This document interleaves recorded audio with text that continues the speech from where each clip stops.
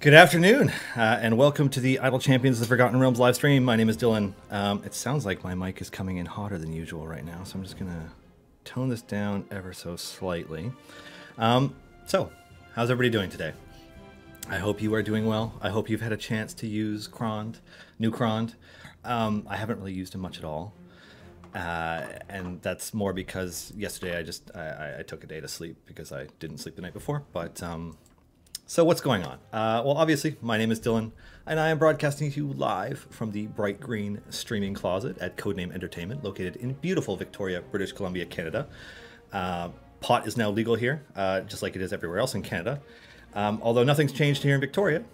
We were just chatting about this in our Twitch chat. Nothing's changed here in Victoria because pot's kind of been not illegal here for a long time, so it doesn't really do anything. But anyways, first things first, I would like to thank just D&D, the whole organization of D&D, Dungeons and Dragons, for having us here today, and nearly every Thursday for the last year. The D&D community is an amazing family of awesome people, and we absolutely love being a part of it. Originally I was going to have our own game guru, Chris, on stream today to talk about reworking Krond, but he is currently at home taking care of his family. His wife and child are both sick, and he's dealing with all that stuff. So he's doing the husbandly, fatherly duties there, and is unable to join me. So instead, you have me, and you also have me playing the console UI, kind of.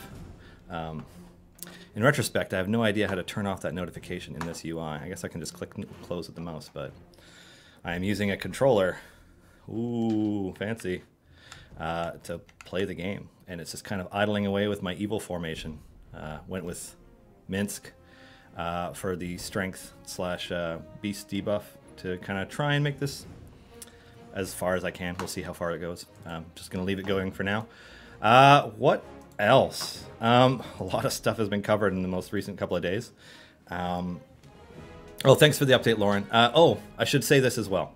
So we are broadcasting for the first time ever, both to Twitch and to Steam at the same time. So if you are on the Idle Champions of the Forgotten Realms Steam page, and you go there, you will see this as well.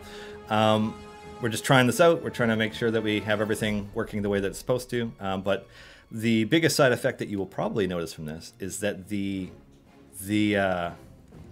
delay is significantly higher. Where we used to do about a 6-7 second delay, give or take, from broadcasting just to Twitch. With this, setting it up for multiple streams, it's closer to like 20 seconds or something. It's significant. So I'm going to do my best to manage that and manage the delays and kind of just accommodate for it. But yeah, that's kind of what's going on with us. Apologies in advance to the chat, if any, on Steam, because we haven't done this on Steam yet before, so we're not anticipating the hugest audience, but we don't have a lot of active moderation on that yet, and we're not quite sure how to moderate multiple chats at once. So for the record, all the giveaways, the things that we do with the stream that we do normally, we're going to be doing that through the Twitch D&D, the D&D Twitch exclusively right now, because we just don't have a way to also set it up through Steam. So if you're wanting to participate in giveaways, of which there is one any moment now starting, you'll need to be at twitch.tv/D&D and logged into your Twitch in order to participate. The first giveaway that we're going to do today will be for a Gazer Familiar DLC. That's one of our familiar packs. And we'll be doing 4 giveaways today, not the usual 3, including the last one of the day will be for one of these. It's a Dungeon Master's Guide, ooh, 5th edition, integral to anybody who likes to play 5th edition D&D. So we'll be giving away one of those at the end of the stream, close to the end of the stream. So that's what's going on. Now, because we are streaming to more than one platform, I have many more windows open than I normally do, and it's difficult for me to pay attention to all of them. So apologies in advance if I'm missing things. Yeah.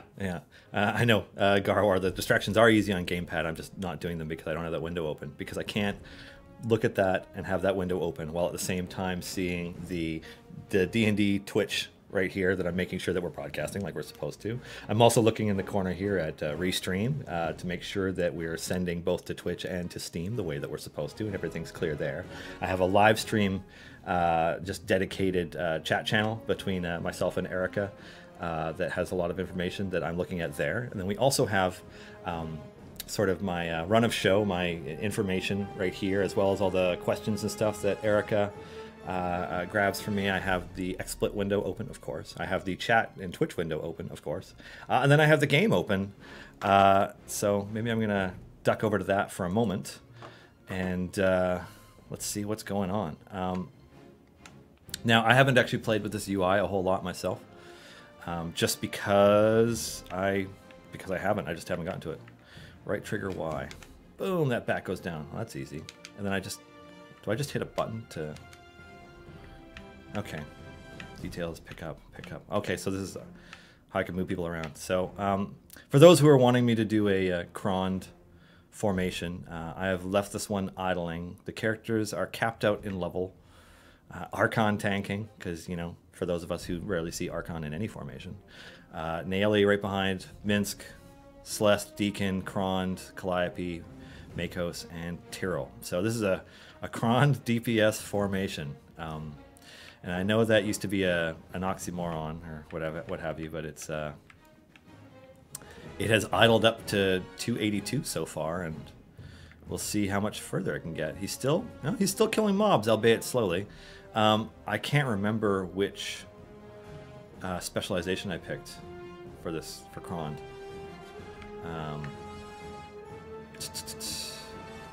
What did I pick? Firebolt. So he deals additional damage to 3 random enemies. Right, so the idea behind that, the reason I picked it, was so that he could actually kind of try and keep up with wave clear. We will see how that goes. I have really high item levels and stuff for Krond. Because, yeah. God, I had so much stuff for him. So it's nice to actually have a Krond that's somewhat useful, but, like, I used to curse all my shiny, my potions of polish going to him, and then I have crazy good item levels for his stuff. So if any Krond's going to be good, it's this one in theory. Oh, I just noticed that Diath was doing some dialogue in there too. Way to go, Chris, adding more characters. Yeah, so this is the beautiful gamepad UI that our former co-op, now developer, Jacob, as well as Adam, our art director, and then of course, you know, with input for the rest of the development team and production team as well. But like, they've been working on this pretty hardcore for a long time. That looks like a wipe. So it looks like I'm wiping at area 283 with Krond, which is not bad. I'm looking at this. I don't see if we have formation saves on here. What do we got? So I don't know how to hot swap back and forth. I don't see a way to do it. I don't know how much further I could get with a nine character formation than this. I imagine into the low 300s, but even still, considering how suboptimal it is to build around Krond right now, that's good. He has a lot of potential. He could become really awesome as we add more evil champions and do reworks and so on. So we've covered a lot of ground in the last couple weeks, both with Chris's Q&A yesterday, and then also just with Justin on the live stream for Streamiversary last week. Man, there's so much going on. So obviously originally what we had hoped to do was have Chris on stream so we could just go over the Krond formation, pick up the fire potions, go over just Krond's rework, what Chris's approach was to it, what we did to try and make him not just viable in the short term, because it'd be easy to plug up his numbers to the point where he outshines anybody right now, but to, you know, build him with future design in mind. And he is definitely designed, at least partially, with the upcoming tanking and healing update in mind. Luckily, that is no longer soon, but is actively being worked on, which is to say, I think Justin may even be possibly finished with the actual design of that update, which would mean that it's a matter of development time now, implementing everything and then testing, of course.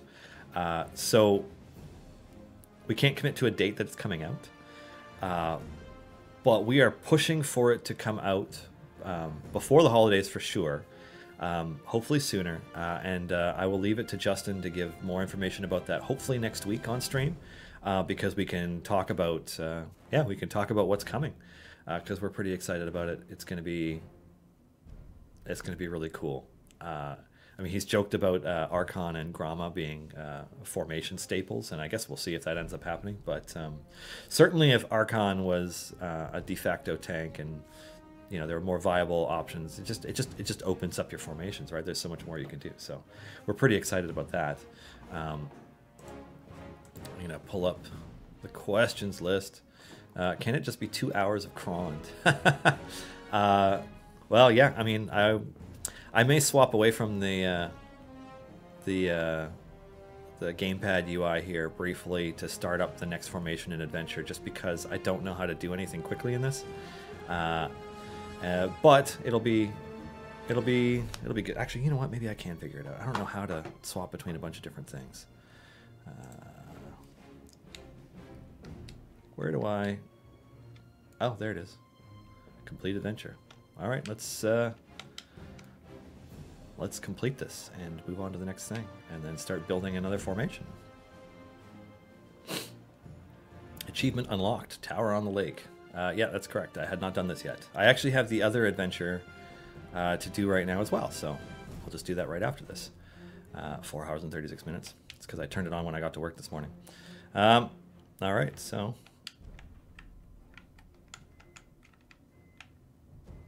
new adventure unlocked. New adventure unlocked. New adventure unlocked. All right, so this is where Seeds of Deceit. Protect the Martikov family winery from destruction. Sounds good. Start. Bum, bum, bum. Esmeralda. Hey, it's Esmeralda. Quite the tally match right for yourselves. Hey, Strix Dialogue. Oh, excuse me. Okay, so I would like to read all this, but I will have to do so later. I'll skip through. And let's see, I have a Deacon formation now. Now I can buy some characters. So let's see, obviously. Should I go with, no, I'm gonna go with Kron. I'll just do Kron all the way. Can't quite do Archon yet. So, this is the fun part, because this is so much different than what I am used to. Wow. Okay.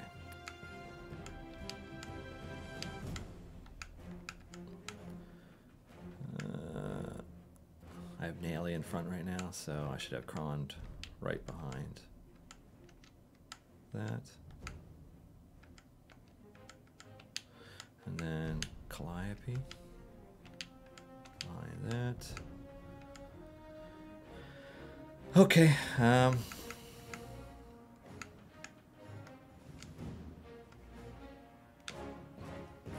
Boom. This is weird to play, everybody. Oh, I am appreciating how fast it is to level, though. I just hold this down and it just tears me through up to max. Thank you. That works for me. Wait, I don't even have Ishii in the formation, but I guess I do now. How about Gold Find? So there's Ishii. Actually, wouldn't it make more sense for me to... Where's Jarlaxle? There we go. Because he's evil, right? What a jerk that Jarlaxle is. Yeah. So, this is pretty different, but the gist of it is that, like, I'm sitting here with an Xbox style controller. This one's a knockoff. Just pressing and holding down buttons to get stuff. Firebolt, Shocking Grasp, or Thunderclap. AoE, Firebolt just seems categorically better to me at the moment. There's Minsk. Beasts, I guess.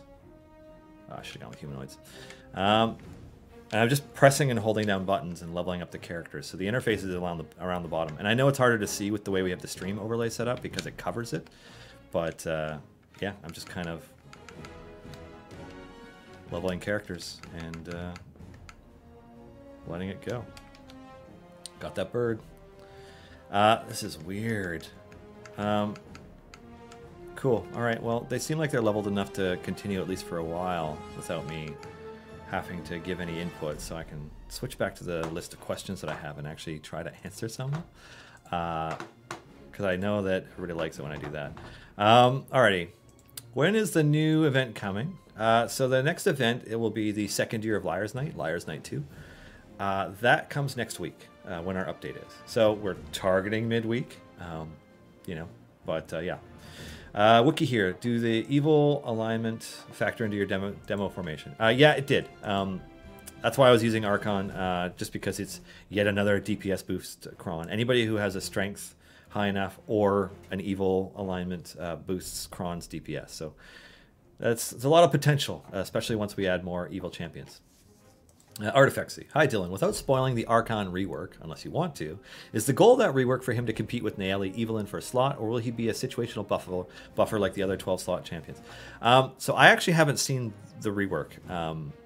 Justin has you know, given vague hints about how good Archon will be in it, and certainly we want Archon to have his day to shine.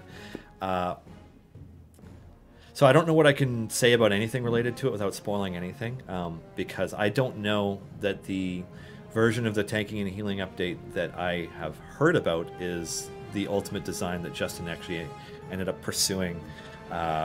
So we're going to have to wait on that one until next week when Justin's on stream, just because he's going to come on and he's going to do a bit of a, hey, everybody, this is kind of like what we're planning type thing. Not with anything definitive, but mostly just kind of going over some stuff. But the idea is that, yeah, like Archon should be relevant. And so it's not just that you need buffers in order to succeed. Like right now in the current version of the game, that's kind of how it works, is like you need to get ad DPS as high as possible and just kill the enemies before they can one-shot guys in your formation and your DPS plummets. The idea behind the tanking and healing update is to make tanking and healing relevant parts of how you approach the game. So that healing characters up matters, so that having a tank or tanks in front that can take the hits matters, and that, you know, the DPS and the tanking and the healing are 3 components of how you approach the game instead of just 1 DPS. So Justin is approaching Archon being amazing for that. I don't know exactly how he's going to do it, but that's the idea. The .dk. With that new user interface, will there be a future for a mobile version of the game? We're not intending to put together a mobile version at this time. This one is very much designed with a controller in mind, and even still there's functionality that we want to add and tweak and so on. And yeah, mobile phones, they're such a challenge for so many different reasons, but I don't want to speak for the development team and why they chose not to do it. That would be a better question for either Justin or Dave when they're on. But yeah, right now we have no plans to go to mobile. Canuck Monkey 13. That reminds me, I've been wanting to ask, when event champions have dialogue, how do things change for players who haven't unlocked those champions? I feel like I'm missing something by having everyone unlocked. I think what we did, because rather than come up with a technology that allows us to have multiple dialogue trees throughout the whole game and the adventures, like a BioWare game might, we just have champions that have been out for long enough. They have lines now. We just wanted to have more speaking characters. So if you don't have them, they would still speak. Soul Reaver. Any chance we'd get a live UI switching at some point? Example, simply disconnecting gamepeg. If we get to the point where that's how it can function, yes. With the way that it functions in the game right now, you toggle the gamepad UI on or off in the settings menu, and then the game has to be restarted for it to take effect. So I can't live switch back and forth, unfortunately. It's cool to see build around me champions rather than slot the highest DPS into the slot. I'm glad you think so, Zukin1975. So that is kind of the idea behind Kron. Like, his base DPS numbers and his DPS in general is extremely competitive, but he lacks the same amount of support that, you know, Strix with Barrowan has, or even Farida at this point, because he doesn't accept Hitch's friendly buff, and he himself competes with other buffers in his slot, so it makes him a bit of a more challenging pick. He will really shine in variants where you don't have access to the regular formation, but also we think he will really shine down the road even more as we add more evil champions and the tanking and healing update comes in. So yeah. Alex Argan, I'd like to see an interface where you can bring up and examine champions and gear while you're on the map page in between missions. Would be helpful when deciding which time gate to choose or which of the event champions to do a free play run for. Noted. Yeah, it's we're as players can tell both from the gamepad UI and also from what we've done of late. We're not done with the UI for this game. The regular keyboard and mouse UI has a lot of work that still needs to be done. There are things that are missing. There are a ton of things that we could change or implement, you know, and there's stuff that we want to add to it.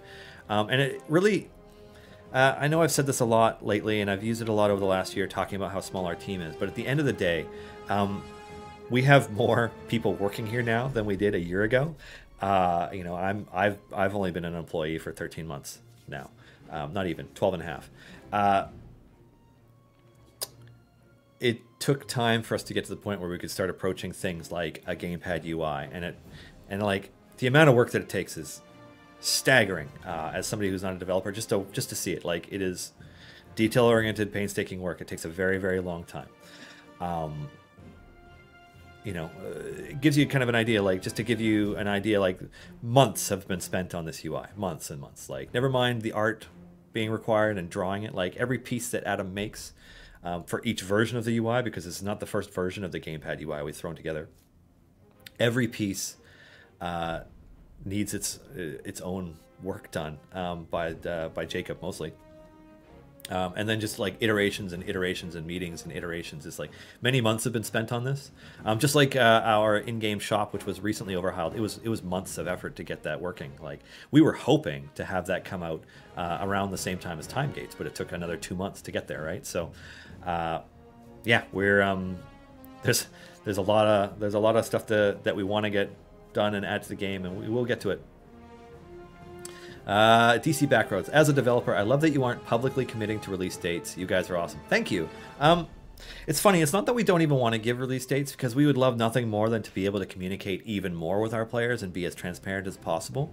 But we have to balance that with setting expectations and things that we can meet, and then, like, we have things that we genuinely can't talk about for whatever reason, like, you know, just being a licensee, a Wizards of the Coast Dungeons and Dragons licensee, means that we get information that is under strict NDA, and so there are NDA related things that we also can't talk about.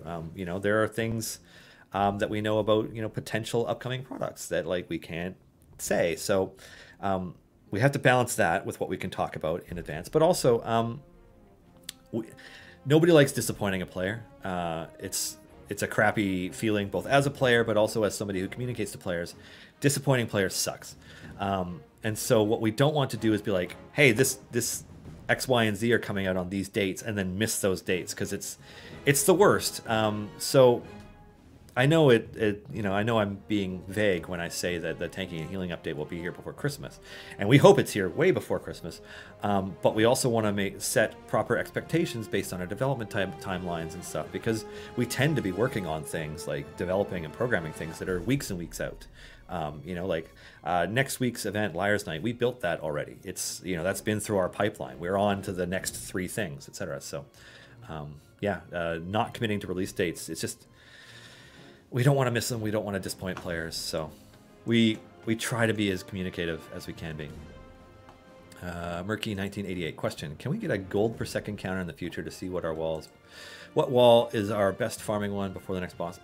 We've had a lot of players ask about different gold per second or gold per hour calculations, and I'm trying to remember, because I've been given an answer by Dave about why we haven't done that. Part of it is, I mean, like, if you look at how long it's taken us to update the offline gold gain, because it's a very intricate set of calculations, I can only imagine how much more difficult it would be to have something that shows the gold in real time. Because part of the offline gold gain update is updating the number in the corner up there. that says what your party DPS is, because it's not accurate either, and because it's drawn into those calculations. So because of swing timers, because of the randomness of how much gold gets dropped by different enemies, because it's not consistent, you know, the randomness of enemy spawns that varies on levels and then bosses and so on. There's all these different factors to take into it, and I don't know how doable a gold counter is, even though it seems like it might be an easy feature to add. So I'll make a note for this, like I usually do. But yeah. Dwome, why is Farida's ult damage about 100 times lower than that of other ults? As I understand it, her ult is bugged. Kitty Kitty Big Butt. Is it possible to lower the stream music just a smidge? Yes, and I can do that with my controller. I think this might already be on the lowest setting. Whoop, wrong one. Oh, it's on 2%. Down to 1. So, what else we got for questions? All I want for Christmas is an Idle Champions shirt. I don't think I can say yet exactly anything about that, but as I understand it, we should actually be able to solve that question soon. So, as a licensee of Wizards of the Coast, of D&D, etc., one of the things that, one of the operating restrictions is that we don't necessarily have a physical license for the game, which means that because we're a digital licensee, we can make the game, sell the game, etc. But because we're not a physical licensee, it means that we can't make shirts or open an Idle Champion storefront and sell it. Wizards has partners for that. And so there's been a lot of back and forth over the last year about how that's going to play out. And the only thing I can say about it is that we will have very definitive news about how and when players can get shirts if they want soon. Hopefully in the next few weeks. But unfortunately, yeah, you'll have to wait a tiny bit longer. I'm sorry. A corpse. Is this weird because you haven't used the controller UI, or has something else changed as well? For me, it's just I'm not familiar with the controller UI because I've used it a lot less than many other people have. So it's just like the rest of the game is so second nature, right? Like the way that you pick formations and so on and so on. So yeah, just getting used to it. I'm just gonna level up these. Oh, I can recruit Archon now. Is Archon a better choice than any of these characters? Maybe not, actually. But he's evil. But does he offer a better buff than the other ones? I'm gonna go with no. I guess I would be replacing Jarlaxle with him at this point, and buff-wise that would be the same, so I might as well have... Maybe I'll try this one without him. Just level up Tyrell a bunch.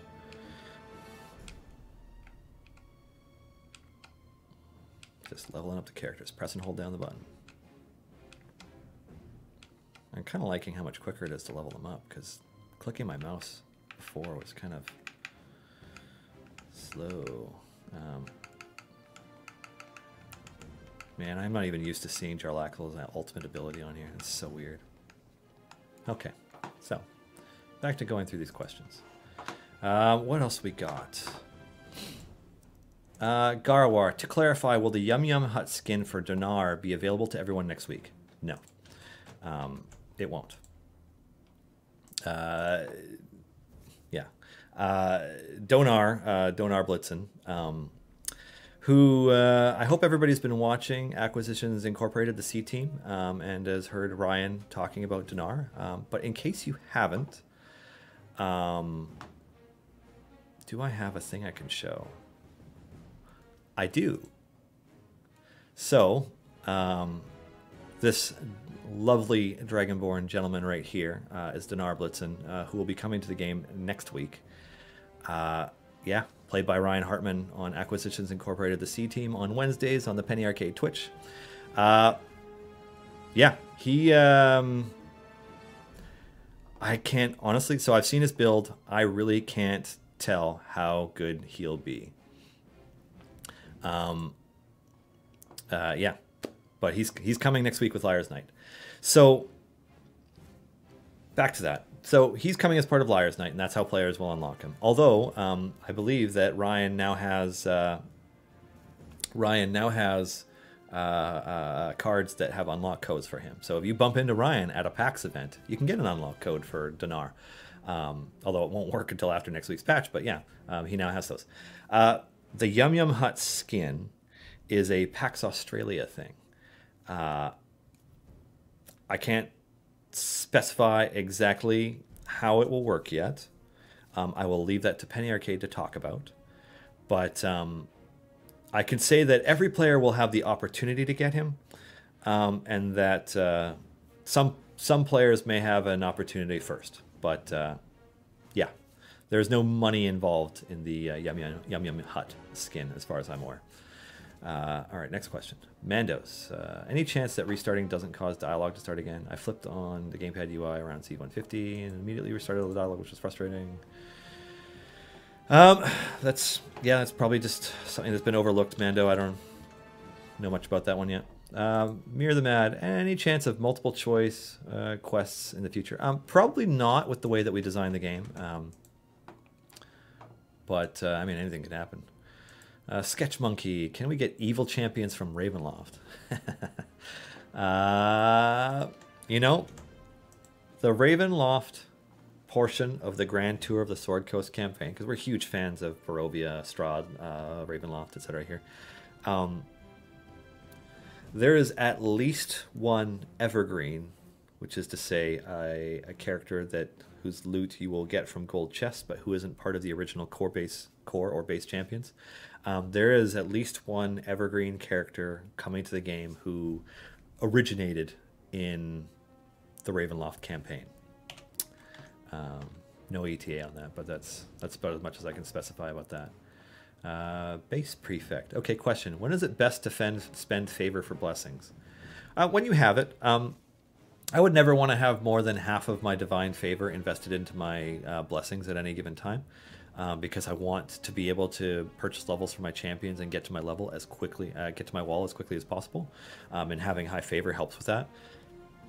At the same time, where your wall is determined by how many blessings you have, so you want to purchase them. But yeah, you just try to balance it as equally as you can, in my opinion. Eventually, you'll get to the point where you have all the blessings, and you're just building favor, and then every event will magnify it more. So, it takes a while. Let's see, Giant Dwarf. Can we add the gamepad left trigger functionality to the right mouse button for the board and mouse UI? I think last week Justin said that might be something that he would add to the mouse and keyboard UI. So I'll make a note about that, Giant Dwarf, but I'm not sure. You will never know. Do a lot of characters have alternate skins? Currently in game there is one alternate skin, which is Party Hat Jarlaxle, who you can see just over there. That was part of the anniversary event for the game. The next skin to be released will be for Dinar Blitzen and is tied into PAX Australia in some way. And then we have 2 more skins under development. Actually, you know what? I think a second skin might be coming soon. Sorry, I guess a third. But yeah, out of what's been announced, let's just say that. But yeah, there are... see, including the Party Jarlaxle skin and the Yum Yum Hut Dinar, there are 4 total skins, either in-game or in development. Let's see. Exarch Salasso. Is there any update on the situation where only 1 or 2 characters maybe deal damage end-game only? I'm not sure I follow what you mean. I mean, if you're buffing 1 or 2 champions, then eventually their buffs are so exponentially higher than the rest of the party that they're the only ones that can hurt the enemies because they scale indefinitely as well. You will always eventually get to the point where only 1 or 2 characters can do damage. That's just the nature of how games built this way are. I don't know that there's anything we can do to fix that. Sorry, I have to tab back over to the window in order to click the distractions.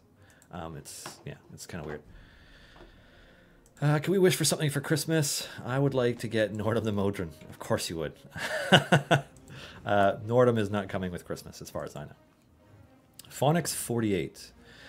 When we can buy a shirt, give us the option to pay more to put our Twitch name on the back. That is so unlikely, Phonix48, but I like where your head is at. Royal Gentleman.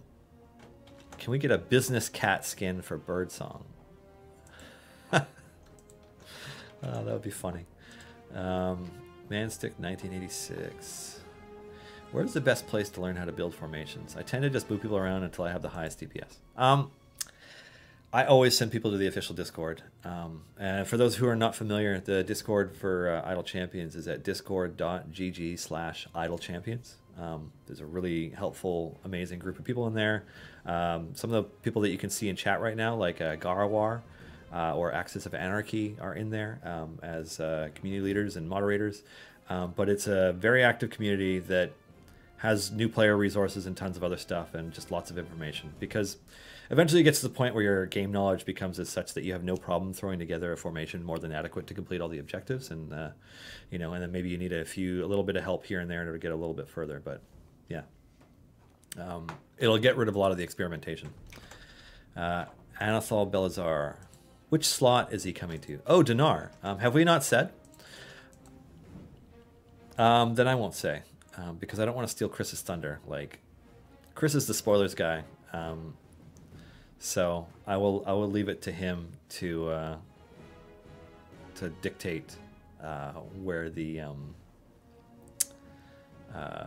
when the, like, you know, in the spotlight and all that stuff. So just based on how we've done all the other ones and what's planned for coming up, the next champion spotlight will be for Dinar Blitzen. It'll come probably Tuesday next week. It'll be just in advance of the event. Mach 10 Frog. Are we ever going to see Acquisitions Incorporated characters other than Binwin? Well, yeah, you're going to see Dinar Blitzen. Scratty Bones. Has it been announced which slot Dinar will be in? It has not. Royal Gentleman. Why isn't the Ravenloft portion not a campaign on its own? It seems odd. So, basically, how do I put this? We didn't have enough that we wanted to do with Ravenloft that could justify an entire campaign like the Tomb of Annihilation, because we have a lot that we're going to do with that. You know, while the main campaign to undo the Death Curse has been completed in the Tomb of Annihilation campaign, at least for a story campaign.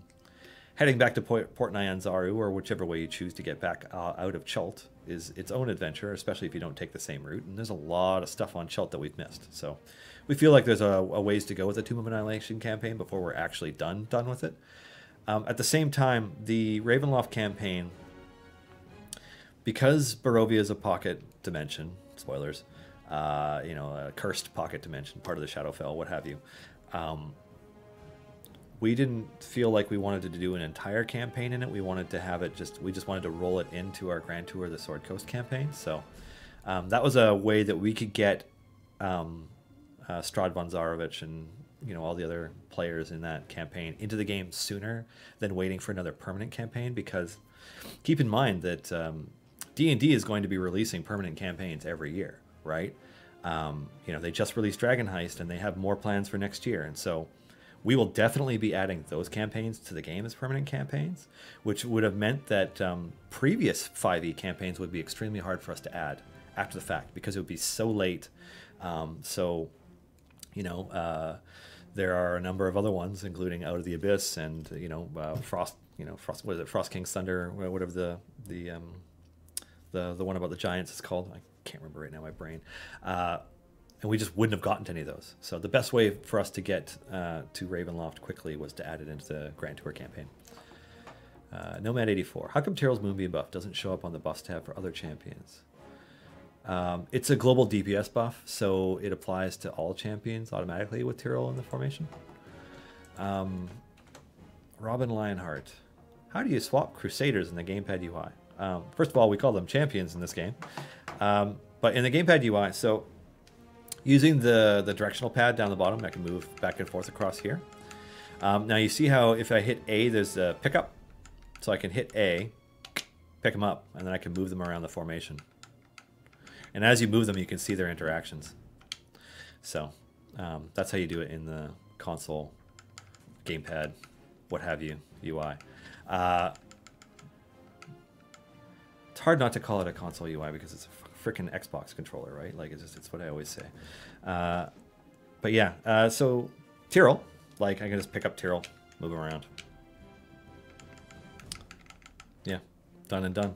But yeah, it's kind of weird because you don't move up to the formation and then pick characters out and move them around like you do with the mouse, which is what personally I would have intuitively thought we would be doing with the gamepad.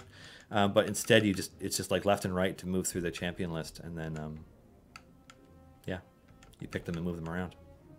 A little strange at times, but it is what it is. Let's see. What do we got next? Now that we've gotten clickers from Strix and Evelyn, can we get Simon as a clicker minion? So Hellostream, I don't know if we're gonna pursue too many more familiars from them, because you could justify in the eventuality that we get Bolton into the game whenever we have a chance. You could have Handrew, or yeah, you could have Simon. So there's a lot of room for familiars, and we will certainly be adding more. But yeah, at this point, like, there isn't a set list of all the familiars we will be eventually adding, but there are options. Let's see, Baron Stromgard. Is it a struggle to balance the favor required to unlock evergreen champions and do variants between regular players and those who may have cheesed their way to high favor with expired fire breath potions? More than 4 hammer stacking from Barrowin, etc. Are those players ignored for the purpose of balance for the player base, or does it skew things against others? Thanks. So you can't really balance around the players to like that 0.1% or so of players who have done something to game their way up much further than where we consider the average level progression to be, because like we see the current average wall as being between areas like 300 and 350-ish right now. If you've gotten past that, you're either doing something like you're manually Barrowin stacking your way to get further, or you've used expired fire breath potions or something to get further. And like, it's pretty obvious when we look at the data who the players are who are using things to cheat or hack their way further. But anyways, we balance around that wall. So we want things to be challenging across the whole spectrum of players, including like Azaka's Procession. We actually had a complaint from a player who was cheating and was complaining that they couldn't beat that variant, and they didn't realize that there were ways that they could. And like, that's a bad example because of how few players got through that and how difficult it was. But that was put in knowing that everybody would eventually get there. Like a long-term goal. Not everybody needed to beat it the first weekend, like Silisa or myself or the handful of other players who managed to just have enough gear level, enough potions, enough everything to get through it early. But yeah, we balance for the masses. Not all players all the time, but like, yeah, we definitely try to make things challenging for our, I don't want to say top 10% because it implies that there's a top 10% of players, but like, if we know where the average wall is, okay, we have a rough idea of what kind of favor is required to get there, what kind of, equipment level, etc. And we try to do that. Like, Justin would give this a better answer than I'm giving because I have to be vague about it. But there's a lot of criteria we look at. And yeah, we balance for things to be a challenge for all players. Delta Sign. I'm a newer player. I basically just leave it up on another monitor while I'm playing other things. I, for one, I love that I came in right before tanking and healing update. I'm excited that it's a thing. For 2, is the best way to gain favor to just sit at your wall in a free play for a while. Now, I can't remember who it was, but one of our players was talking about how when it comes to sitting at your wall, you don't want to do so for more than an hour. Because like, if you're not making measurable progress, you might as well restart, take the favor gain, and go over. The only time it's not worth sitting at a wall is when your progress isn't meaningful. So if it takes you, say, 3 hours to get to your wall, and you get there, and like, you can't make any progress, well, you want to earn some gold because you want to make sure that the divine favor increase that you get from sitting at your wall is worth your while. But at that point, you what's the word I'm looking for? Because I need to drink some water.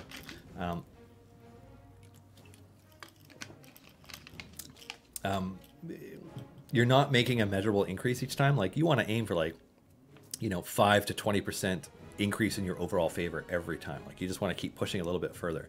It takes a long time before you get to the point where you just can't make that kind of progress. So yeah. Booch Games. Does the Golden Crow actually exist in the game or just a joke? Thanks. No comment. Exarch Salazo. Are there plans? Are there plans or the chance that someday we can customize our party without swaps, meaning have Celeste and Regis at the same time, for example? So we talked about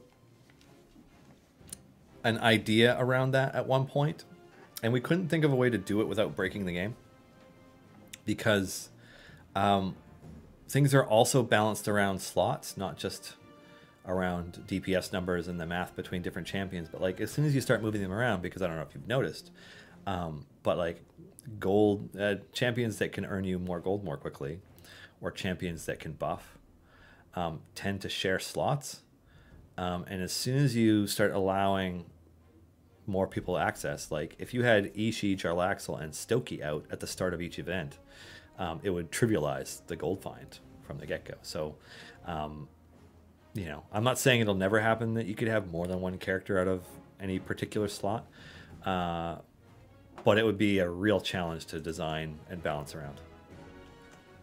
You are funny, original. How does Zorbu work in relation to other characters? I thought his buffs are only for himself. No, he's got a dexterity buff, and he's got a favorite enemy. If you use a Birdsong DPS formation, Zorbu is usable in a 10 champion formation and not in a 9 champion formation. You need that extra slot in order to justify him, but he's reached a point where his buff is decent, but more importantly, his debuff and buff together are pretty good, so he can be used. Dogberry99, are there 3 or 15 evergreen champions? We seem to be using the term very inconsistently. I know, and you know what? I've been giving Chris shit for this because he brought up this terminology first and started using it, and then started using it a little bit too varied. And so it's just kind of been frustrating in its inconsistency. And I know you're watching, Chris, because you're at home with your 6th family. Stop it. Stop being inconsistent. So evergreen champions refer to any champion that gets their equipment from normal silver and gold chests. Because of that, technically the base 12 or core champions are evergreen, as well as Hitch, Azaka, and I was about to spoil something, but Hitch and Azaka and Dritz are also evergreen champions. They're just not base or core champions. So when we say evergreen, or at least when I say evergreen, I tend to refer to Hitch, Dritz, and Azaka specifically because they are part of the gold chests and your like core champion thing, but they don't come with the game when you start it, so to speak. You have to get them. So yeah, but evergreen to Chris, evergreen refers to any champion that can get equipment from the silver and gold chests. So I'm hoping that we stick with very specifically only that example from here on out, but we shall see. In terms of, yeah, oh God, I knew this was going to happen. Anyways, are there more evergreen champions coming? Yes. I can think of off the top of my head 2 or 3 that are in development. Are we expecting you to see any of them this year, which is to say the end of 2018, not year 2 of the game? End of 2018, we might see one. It depends on scheduling and other stuff. Maybe not. But yeah, there are more coming. We're definitely going to be releasing them periodically, both as rewards for different campaigns, but also just something for players to work towards. I can't promise that they will all be as easy as Dritz or as difficult as Azaka to get, but yeah. Alrighty, since alternate skins are so rare, maybe you should only show that mask button when a champion has one, rather than have new players wondering, what is this useless button that never does anything? That's a fair point. I've been pushing, and I've so far been overruled every single time, but I've been pushing hard to get Warforged alternate version skins for every champion in the game, like 34, 33 Warforged versions of everybody, so that I can just have my all-robot party. But people keep telling me, no, that's crazy, that's stupid, that's a terrible idea, so it's probably not going to happen. Dan Goodchild. Any chance of giving us the option to scale up the text without scaling up the entire UI? I play on my TV from across the room, and the text is difficult to read. That's a great point. And like, we already know that we want to have a sort of text speed scaling, where you can either stop text so that you have to click through it, or speed it up so that it goes by really quickly, or maybe even doesn't show it. And so that's a feature that Justin noted, and he wants to have come out for the game. But I don't know an ETA on it, and so that would be something to add to it. And it makes sense, I think, Dan Goodchild. That's a great idea, and so I'm making a note about it for Dave, because yeah, he should know about that one. But I don't know if that's in his plans or not. Garawar question: is Waterdeep Dungeon of the Mad Mage coming as an extension of Waterdeep Dragon Heist campaign, or is it getting its own? That is a great question. And like, having had the opportunity to get a sneak peek at some of what's in that book, holy shoot. So the dungeon that was probably too big, I imagine at some point the idea of it might have been included in the Waterdeep Dragon Heist book, like all just one Waterdeep book, but it seems unlikely now given the size of it. I don't think we're gonna do a dedicated Dungeon of the Mad Mage or Undermountain campaign. However, it seems like that would be a pretty relevant and important place to go once you've completed Waterdeep Dragon Heist, don't you think? So, hypothetically, there's a much better chance that it would show up in the game that way. Not unlike how Barovia is currently included as part of the Grand Tour of the Sword Coast. It seems to me the most likely outcome is that Undermountain will become part of the Waterdeep Dragon Heist campaign. But take that with a grain of salt. We haven't reached the point where we're planning for that yet. Royal Gentleman. I honestly really want Tyranny of Dragons for the Tiamat fight. Yeah, sorry. That would be epic, but it is unlikely right now. Just because we don't want to add too many permanent campaigns a year, right? And so adding even 2 campaigns a year would just be so much. And then it's like, and then more blessings across all of them, and then just all this other stuff. It's just, yikes. Yeah. Tree Hippo TV. Have you considered making a campaign with restricted free plays? Like, each of the free plays has a champion restriction. All good. Greater than 11 intelligence, etc. It would be a way to keep more than 10 champions relevant as a bench roster grows and grows. I like that idea a lot, Tree Hippo TV. And I don't know if that's been included in our plans, because we've talked a lot about the best way to, because we've created a lot of memorable variants, some for reasons, some because of how insanely frustrating or difficult they were, and some because of just how much fun they were, to play through. They're just a different thing. And we want to revisit them. This sounds to me like something that could tie into that in some way, but maybe not. I'm just going to make a note for Chris and Justin on that one, just to see maybe they have something in mind where that might fit in. I don't know. Magenta shirt. Dylan, any news about Crowley as a familiar? I don't know. It's certainly not a priority for us. And then what then? Do we have alternate skins for Crowley that tie into all the different costumes? Because like we could have Donut Crowley and C3P Crow. No, we couldn't do that one. We get sued. Yeah, I think if you're a fan of Crowley, you should definitely tune in to Binwin Plays Idle Champions on Tuesdays at noon Pacific. But as for Crowley showing up as a familiar, that's very much a maybe. Murky 1988. A future campaign that is unlocked with cash or gems that further along the campaign unlock a champion via your story achievement. Our intent with the campaigns is not to have one that you pay to unlock in any way, but instead to just, as players progress through the campaigns and they reach certain points of favor and they've completed certain numbers of adventures and variants in each campaign, that they become unlocked. So you'll notice that if you started the game over today, like maybe you pick up an iPad and you play the iPad version and you normally play on Steam. If you start over, you don't have access to the Tomb of Annihilation campaign yet. You have to play through a fair amount of Grand Tour of the Sword Coast adventures first. I suspect that our future campaigns will follow much the same method. When the game comes out of early access, do you expect an influx of new players? I imagine Steam must have data on what happens when games come out of EA. That would be a surprise to me. I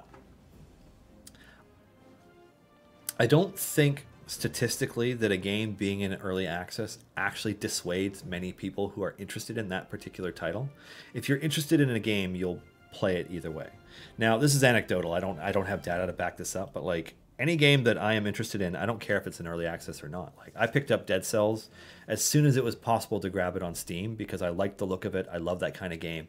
And I mean, I don't regret that purchase for a moment, but it was very much in early access and has gone through many iterations in the like 16 months or so since it came out. You know, there's a percentage of players who are going to hold off because they don't think that a game is done until it's out of early access. But I mean, so much stuff is in early access these days. It's it's more like just like a playable released beta or something. I don't know. Fortnite's in early access, and it's like the most played game in the world. I don't think that we'll get a massive influx of new players, but man, sure wouldn't complain if we did. That would be great. Steph Scott, is there any way to speed up the post-mission screen? Watching the gold counter slowly tick up is painful. It's a fair point. I mean, I always thought it was a great time to get up and go get a drink or something, but I'll see. I mean, maybe when we speed up dialogue settings or something, that'll be included. So, just making another note for Dave. Oh, excuse me. It is really hot in this room. I turned off the air conditioning, the ventilation system, so that the noise wouldn't be so bad. Otherwise, you hear this like over the sound in the background. But it's really warm in here. Sketch Monkey 007. What you should do is have a special one-time mission with a theme that lets you combine slots, like Hammer Time that lets you have Wolfgar and Barrowan just for one time for the fun of it. You know, you didn't have me sold on that idea, Sketch Monkey, until you said Hammer Time, and then I was like, yeah, that'd be sweet. Of course, you got to wear parachute pants.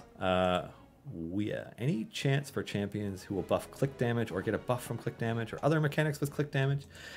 There's a chance, but so far it's one of those design ideas that like we did that a bit with Crusaders of the Lost Idols. There's the Bushwhacker in there, and it's not something that we necessarily like. So I don't know. I mean, it's not on our to-do list, let's just say. It's not. I'm not saying it won't happen, but it's just kind of like it's not something that we're planning for right now. Mike Stone 322. Should I hold on to blacksmithing contracts till I have a better equipment, or use them as soon as I get them?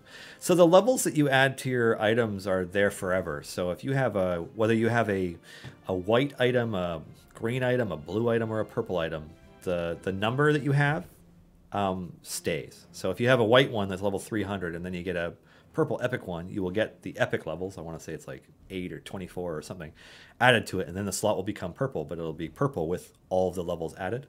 And then each rarity just adds a different number of levels to it. So, which is to say that you can use blacksmithing contracts at any time on a champion that you love and you want to risk spending on their ult, but you can use it at any time, and if they get better equipment, it all helps. There's no downside to it, unless it ends up on slot 5 or 6 and you don't want it to. All right, what is the in-stone policy towards people using external programs to speed up the game? Will people ever be punished for it, or is it shrugged off as that's how you want to play the game? So our official policy related to what Murky 1988 is describing has always been that we don't condemn or condone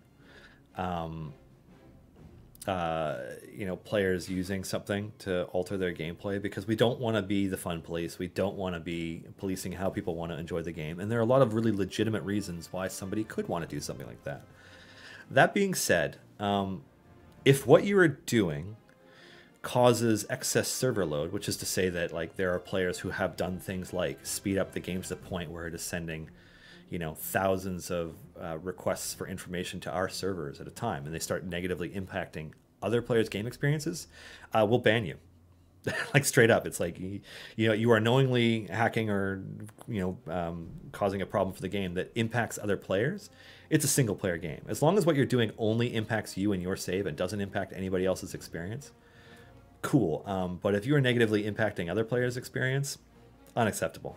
And it's always very obvious when somebody is doing those things. And the only reason we haven't done anything about it so far is because, well, in the instances where we haven't done anything, it's because it's not causing any negative effects for other players.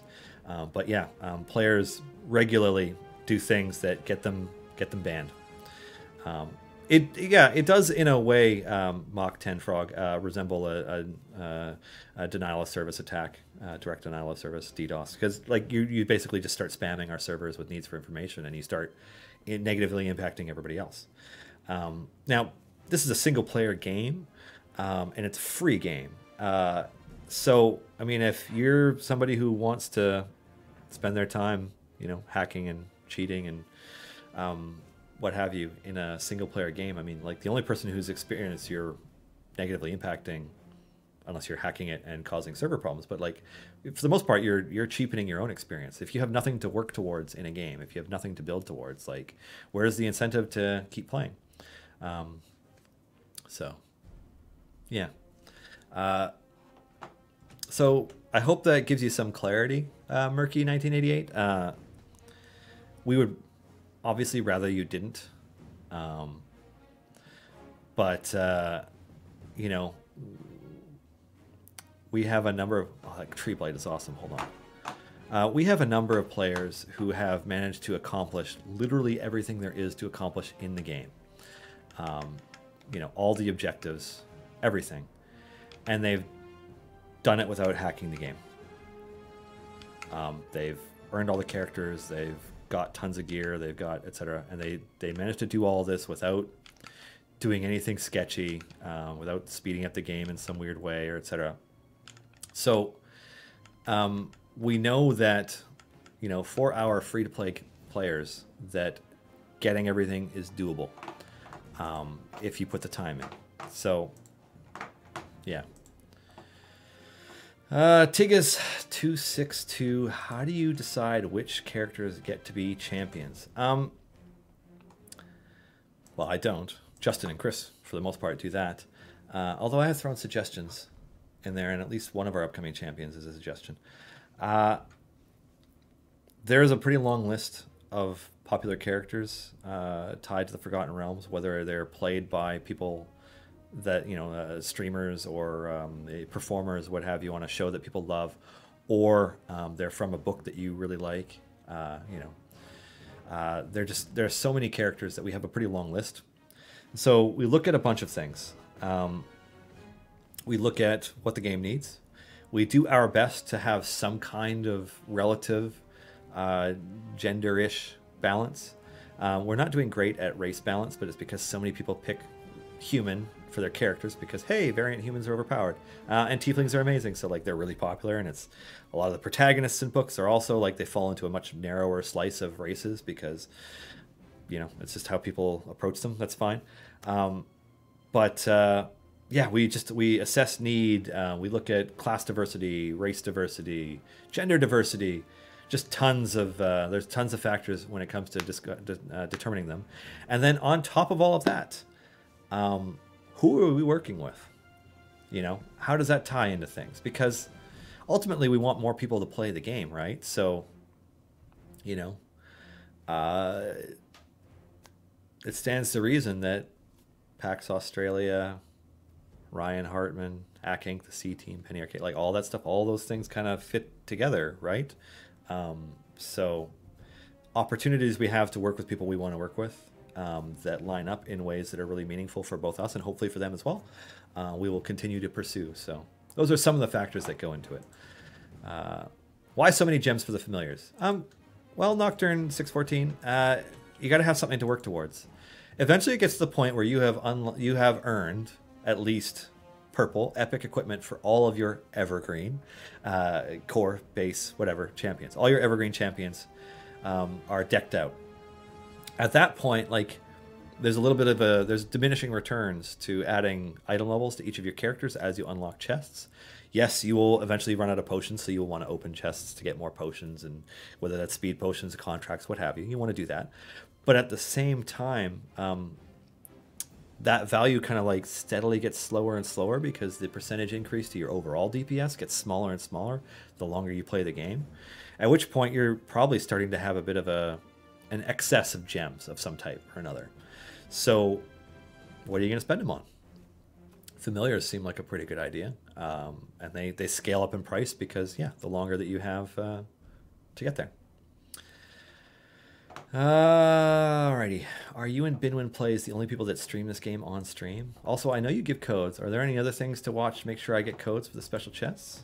Great questions. So, you know, I don't know off the top of my head of other streamers playing Idle Champions, streaming it for people, which is totally cool. That's fine.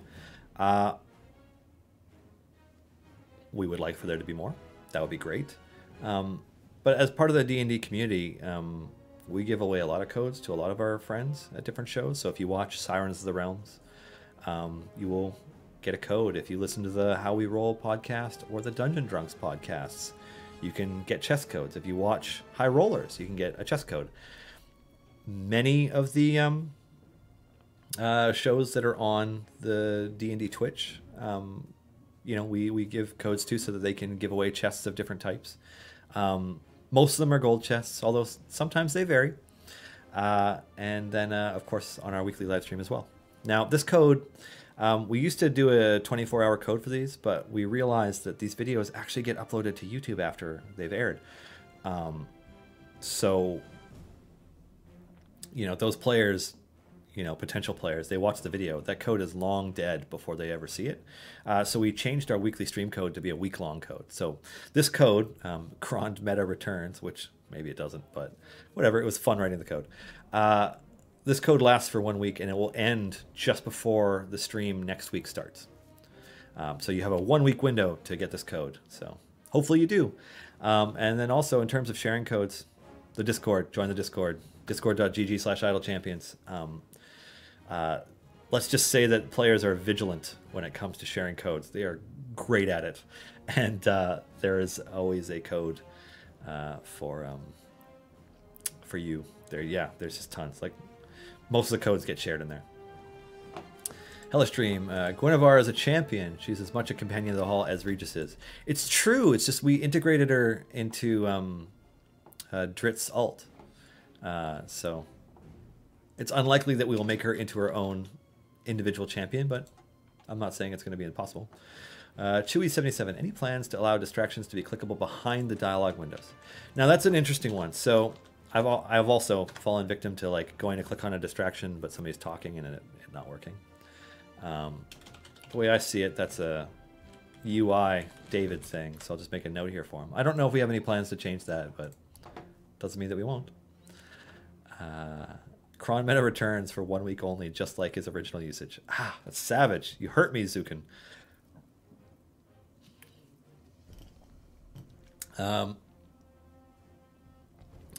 Let's see. Money's worth 1. Who are the champions sitting at the campfire whenever you finish a run? That's you. The story has ended. You know, think of it like you know, sitting around playing D&D with some friends, but instead of at a table, you're at a campfire in the wilderness under a moonlit sky. Yeah, but so the idea is that's you sitting at the campfire as the story ends, as opposed to that's the champions. Because let's face it, some of these adventures end in Barovia or you know, in some dungeon or in Waterdeep, and that background is like a woods one. It's kind of generic, so yeah. Can we get fewer bounty contracts and more blacksmithing, please? I mean, RNG is RNG. You have equal chances for either. Starik, you mentioned item levels. Do shinies stick through item rarity upgrades as well? Yes. So the way that shinies work, shinies, silvers, whatever, and I'll pull up my Cron here because he's got lots of them. Oh, so does my Jarlaxle. So here's my Jarlaxle details, right? So he's got golds and shinies. So what a shiny does is a permanent 50% increase to that slot. So whatever item level and numbers percentage you have, the effectiveness gets increased by 50% because it's silver shiny. Golds do 100%. So it just effectively doubles it. That's what they do. But it does it in that slot. So whether you have a shiny or gold, silver or rare item or an epic, that doesn't matter. It's just whether or not the slot itself is shiny or gold. Additionally, if you have an item that is shiny, like, I don't know, whatever it is, you have a shiny sword for Jamila. If you make a purchase and get a golden for that exact same slot, you will get refunded a potion of polish. So it's not a total loss. I mean, you don't get to control where the potion of polish goes, but you at least get to recoup that value. Nanimus, will it ever have multiplayer features? No.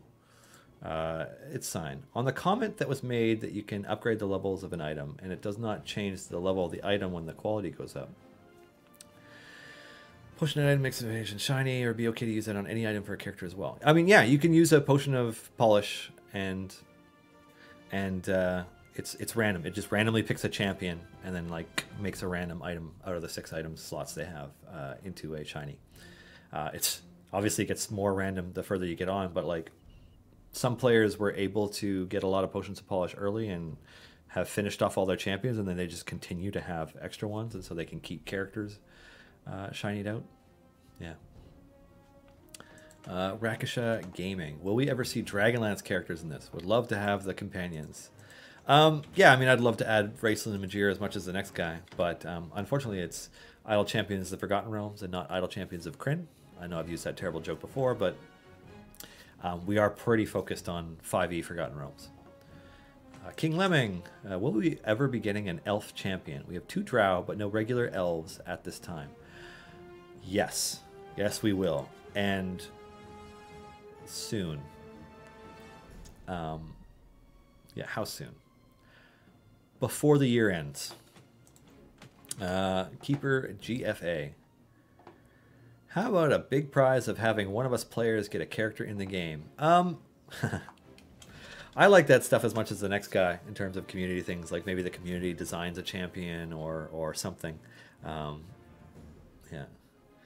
People are talking about Delina. Who's Delina? No, I'm kidding. Delina is in the game, but sorry, I thought that King Lemming was referring to a new elf. I didn't even really think about Delina in that context. Anyways, I mean, drow or elves, but yeah. Anywho, there's an elf coming. Let's see. Getting a character into the game. That'd be tricky because, I mean, everybody has a character that somebody wants in the game. Like, we've all created characters playing D&D that we love, that we would, really like to include, and that would be really cool. I don't know if we'll ever do that. Let's see. And on the same thing with creating a character for like just general players. I know that one of the best parts about D&D is and has always been creating not just your character but playing them in your narrative and building on them, and like that's one of the most rewarding aspects. This just isn't that kind of game. Never mind the design potential problems it could have with the number of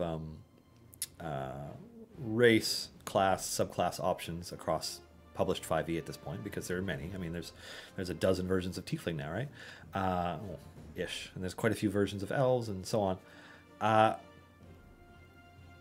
It would just require too much for a team like ours to develop in order to balance around. So like we can't think of a way to do that would work.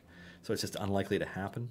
So yeah, if you're hoping to create an amazing character, just play D&D. It's the best way to do it. Codes for tablet users. Yes, so I've mentioned this before, and I know that there's always somebody who doesn't have that information. But basically, the license agreement that you have for having an app in the Google Play Store or in the iStore, iTunes, whatever, the Apple stores, those prohibit you from bypassing the store with codes to unlock things. Period. Full stop. So we aren't allowed to, which is why there isn't codes or a way to do codes for the iPad or tablet for Android versions of the game. Now, Dave has mentioned it before, and I think Justin's mentioned it before as well, but I'll mention it again. In order to build something that would allow players to receive those kinds of codes, we have to make sure that we're not violating the legal agreement that we have with them, which is not the easiest thing, and then we have to develop it. So we don't have an ETA on that. We do intend to do something related to it, and I'm being vague about it because we just don't have any news to share. But we recognize that like we give a lot of codes away for this game through our partners, and everything is very Steam focused, and we want to be able to include players on other platforms with that. We just haven't gotten to a point where we can. Sorry. Let's see. Do you know if or when they will add formations to the gamepad user interface? I know it's on our list, Mage Othello. I was just myself thinking about how obnoxious it is missing that, because I rely on it, because I'm like, I'm going to do this formation, and I just click the button and it changes all the champions on the bar at the bottom, and then you unlock them. So yeah. Saint Sargent, any thoughts of partnering with Critical Role? We'd love to. They're kind of like the rock stars of D&D live play, though, right? Like, yeah. That would be awesome. I don't know if it'll ever happen, but it would be super awesome. I think last week we were talking about who we wanted to add to the game first out of those characters, if we had the option, because we don't so far, frankly. But if we did, and Justin went on about, he's like, whatever Ashley Johnson's characters are, so that you can ask her about The Last of Us 2 and talk about that stuff. Which, fair enough, The Last of Us 2 is one of the best games ever made, narratively speaking, and gameplay is pretty damn good too. But God, that story was amazing. And I said Caleb and Nott because I think they would be great entry level characters. Like Caleb and Nott, like here's an adventure with Caleb and Nott would be awesome. But yeah, I'm just fantasizing at this point. It would be very cool to work with Critical Role. I don't know if it'll happen. Royal Gentleman, any plans for a champion using its class in an off role? Battle Cleric, Dexterity Tank, Healing Bard, etc. So we already kind of do, in the sense that like Calliope doesn't heal, she shields. Fully voice acted Critical Role adventure Royal Gentleman. That's extremely unlikely. We don't have a game with VO, so yeah, it's unlikely that will ever be the case. Adventure Zone, Queen Lily. Yeah. Oh God, who is it? Somebody in the office listens to Adventure Zone. I only heard about them recently. Scott Kurtz was talking about them, and I've listened to them a bit, and they're awesome. I just find it hard to. There's so much D&D content created now that I find it difficult to keep up. You kind of pick one or two, and then like maybe you listen to them as podcasts or while you work or watch them or what have you. But it's tricky. It's tricky to keep up with. All right, let's level these characters up some more, eh?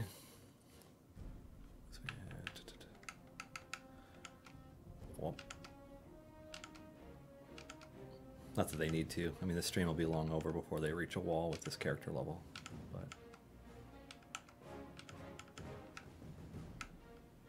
still, I mean, on the whole, I'm actually really happy with Kron's rework.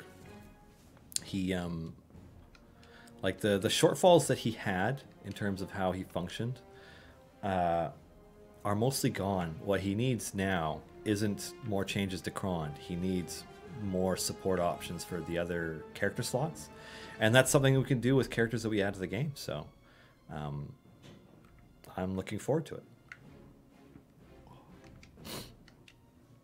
Very, very cool.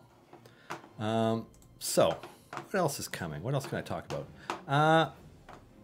Now, Chris did the Q&A yesterday, and man, that guy loves spoiling stuff. He always teases you guys with more information than I probably would, which, fair enough, probably makes you look forward to his more. I'm just going to go over the rough roadmap quickly while we have a moment. I've noted in the community Q&A that these are all subject to change and that priorities constantly shift, but I still want to go over it. So, as per Justin talking on stream last week, the big 3 updates are the tanking and healing update, the offline gold gain update, and the champion balance update. This is what Justin's working on now. The tanking and healing design is either complete or close to complete. And then he talked about how the offline gold game has been rolled into it because that's also mostly ready. And basically, we want to make sure that we can slot them into our production schedule so that all the work gets done by certain points, and it'll get ready to release. But like, it's being worked on, so we're anticipating this being done by the end of the year. The larger champion balance update will take some time, but we figure we can get a first of all, the larger champion update needs to have the tanking and healing update out in order to be done. But then on top of that, we can chip away at a bit here and there because part of the ongoing year 2 event design process when we're adding to it and creating new characters is to look at the year 1 champion and see what, if anything, needs to be done, which is why Kron just got a rework. You can expect those reworks with pretty much every event from here on out. We'll be taking a look and doing a TLC pass on whichever champion is associated with which event. But also, in addition to that, there's also like the tanking and healing updates. So that stuff that's happening. I'm glad it's finally happening at a rate that we wanted it to. It took a while for us to get there, but yeah, that is underway.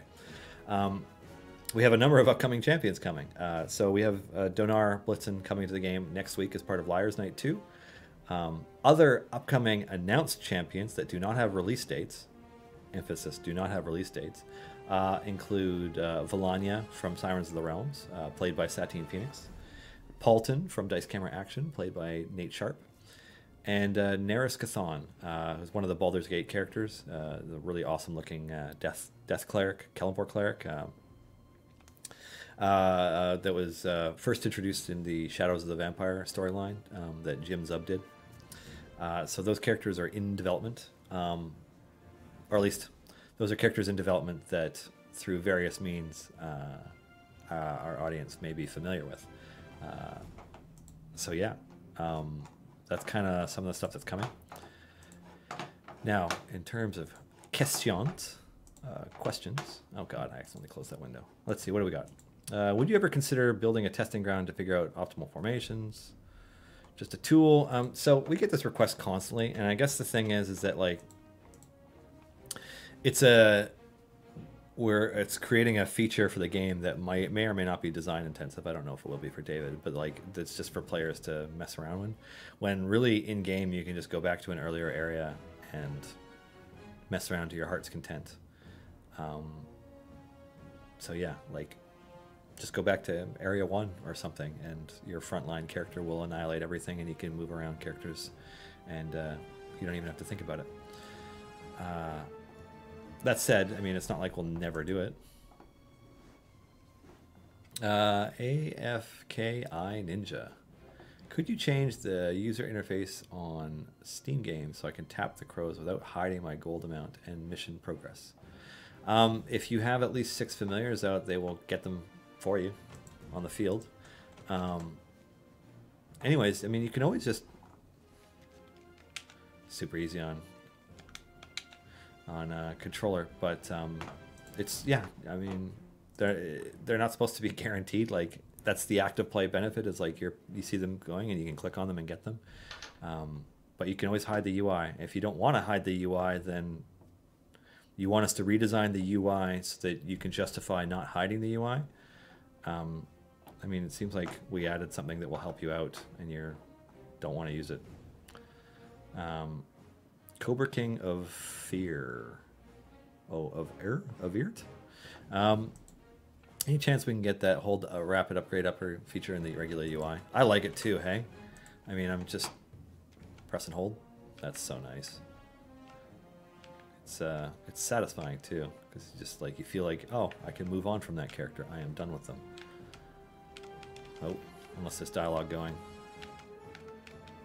That's very cool. Yeah, I mean, I'll make a note for Justin David.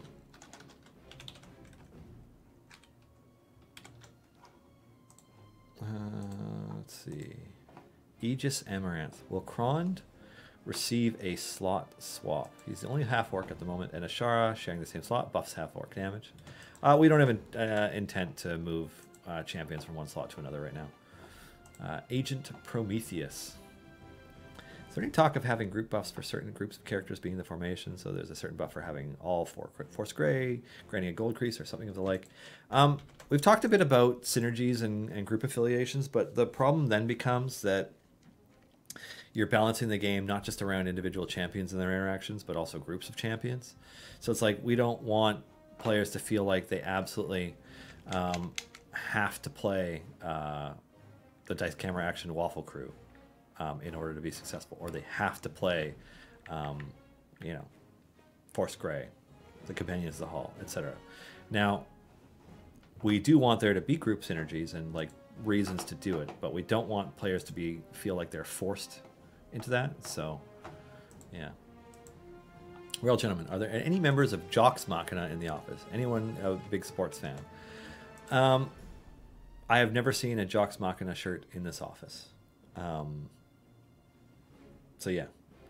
And I think I was the only one who was excited about the Jocks Machina show at the Stream of Many Eyes. I think everybody else was pretty indifferent to it. So maybe me, but I don't work out. I broke my back when I was 27, so working out is not something that I do a lot of. Discord 23. Do a mode that has distractions that can hurt your champion unless you click them before they get up there. Yeah, that's an evil idea that Justin will probably love. So in advance, I'm sure the players will thank you for that. But yeah, evil distractions, I like it. Twitch Mithril. Do you know if anyone fixed the wizards that are supposed to be additional spawns in the Hold for Res Wizards variant that came out in Tomb last time around? I don't. I haven't followed up on that. That would be a good Justin question. So we shall wait and see. Any other Baldur's Gate 2 characters potentially make it into the game? Ooh, no comment. Nomad84, how do you, Dylan, and the rest of CNA team feel about the implementation of Year 2 events? I like the reduced token costs and unique formations. Any additional tweaks or fully new features being considered? So I'm really happy with it because like players are, given the cost changes and because they share a favor, which means that you can, you know, do the cheap free plays with Stokey and then do the cheap free plays with Farida or what have you. I'm really happy with it because I think that players are able to accomplish everything.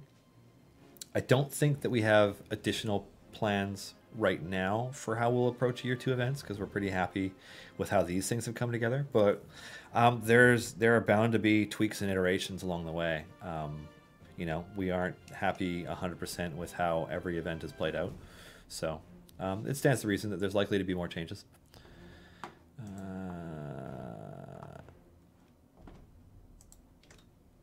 Let's see. DC Backroads. Could we get the current base DPS displayed? It would make it easier to see the effectiveness of different formations. Oh, so you mean in the top left corner of the screen, the party DPS. You would have the DPS and then the DPS with buffs or something like that. I don't know. Maybe. I mean, that's something I can pass along to David. It seems like it's an unlikely thing for him, but you never know. Soul Reaver. Let's see. Thank you for updates, for more explanations about the 3 big updates. But I have a question. Any news on quality of life updates? Any chance for anything in between big updates? Or first, do we have to wait for all 3 and then there'll be a chance for quality of life? Quality of life updates. So there aren't a lot of companies that dedicate patches purely to quality of life.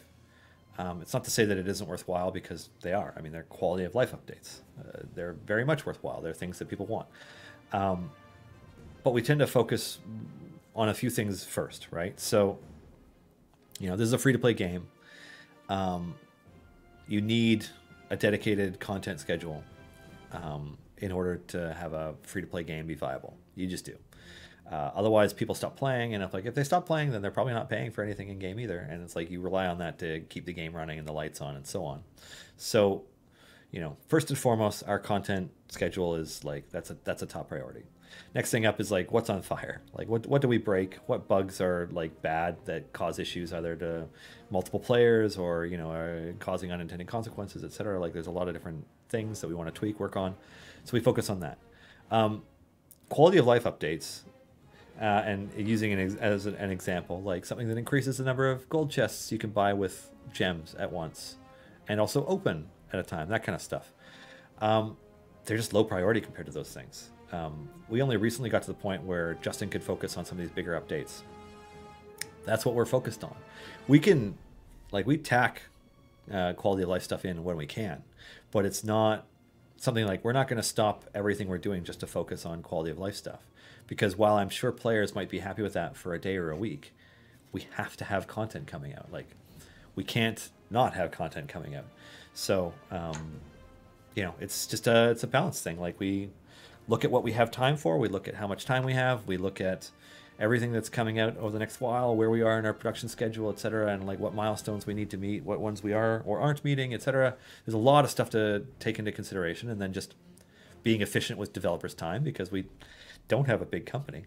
Yeah, like we'll get to all of them eventually, but they take time. Yeah. Tasku plays games. Questions or suggestions? Could familiars activate a single ultimate ability? Okay, so I can't remember what the reasoning behind why we didn't do that was, because it seems like so long ago that we said why we didn't do it. But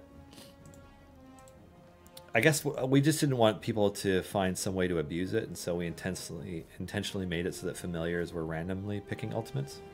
I don't personally think that that's an issue. I think that if you want to set up a Makos farm overnight and you just want it to just hit his ultimate over and over again with him as your primary DPS, and you know, fine, that's fine with me.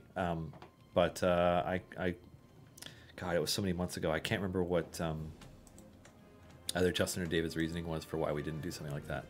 I think also when we first started doing this, we didn't have a lot of familiars or a lot of options and functionality for them, and we now have more, and we intend to add more options. So it's I personally think, and this is my opinion, not the opinion of Codename Entertainment or Idle Champions of the Forgotten Realms, I think that a familiar being able to pick a specific ultimate ability is a feature we will eventually get to. I just don't know when. Let's see.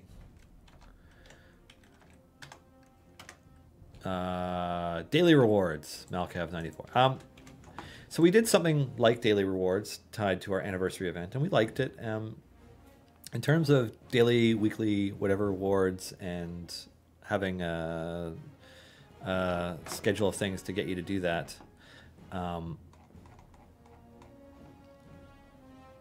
it's a feature that we would like to build on in the eventuality that we do something like that. So, yeah, nothing like that anytime soon. Is it possible to add a login reward system like MMOs have, free pots, etc., etc.? Well, I mean, okay, for starters, like, we give away a lot of stuff. Everybody who's played the game has gone into the shop menu at some point. You see how everything works.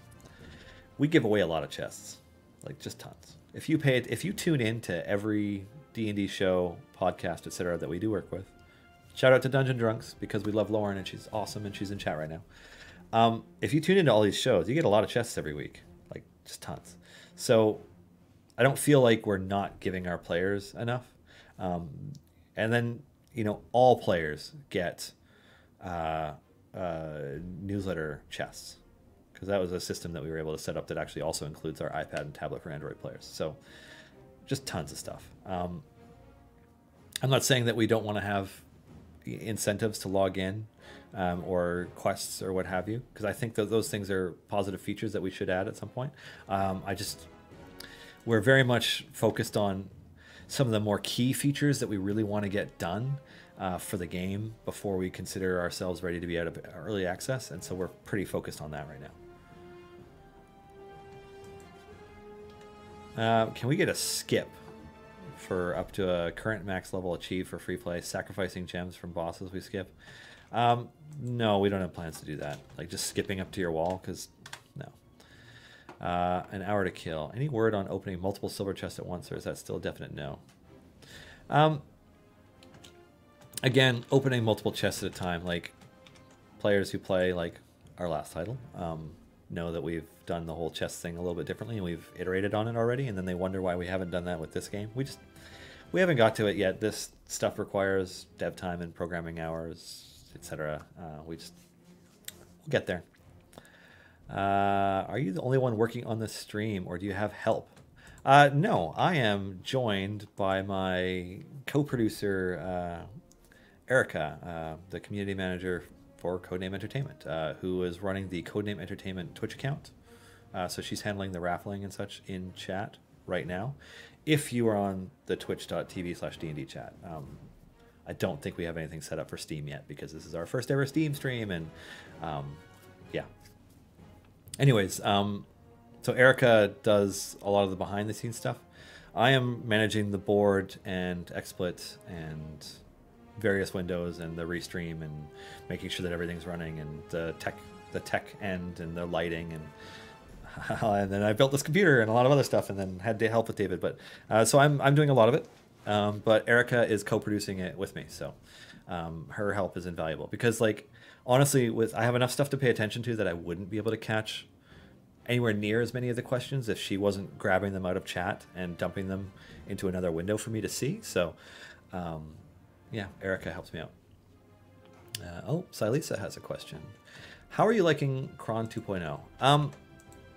So I think Kron is really awesome. I think that he is, I think design-wise, I'm really happy with him in the same way that I'm really happy with Wolfgar, in that, okay, we have something that seems to work really well. The design is awesome. The biggest downside to them is that they share a slot with buffers that are integral to most other formations. And so that puts them in a position to just not get used.